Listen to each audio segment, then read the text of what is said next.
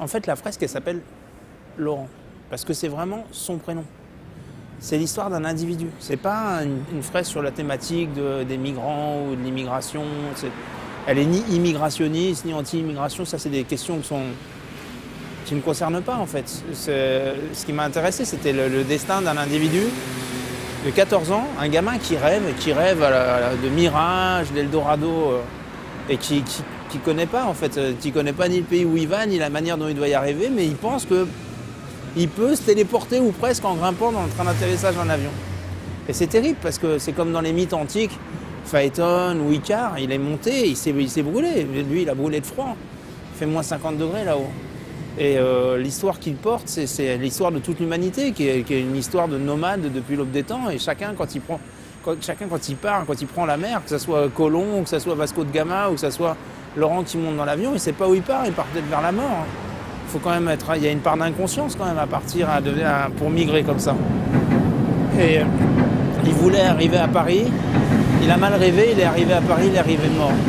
C'est une histoire, c'est vraiment une histoire individuelle. C'est pour ça que j'ai tenu à ce que ça soit un portrait réaliste qui lui ressemble, parce que je voulais lui rendre hommage pour qu'il reste ici à Paris.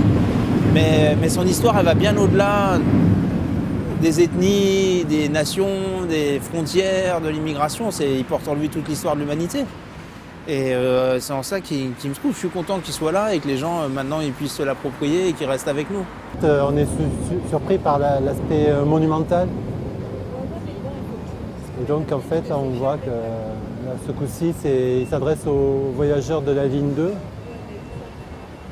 Et donc, le fait que la fresque soit en hauteur, elle sera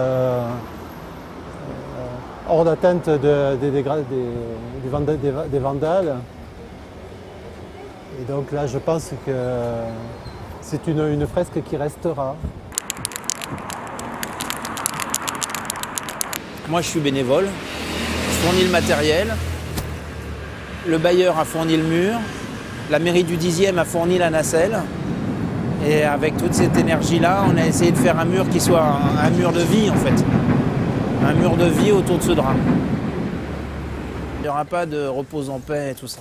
Je voulais faire quelque chose de vivant, qui le maintienne vivant avec nous. Et en quelque sorte, c'est le rêve de Laurent. Voilà. Il a rêvé très fort et le pauvre, il en est mort.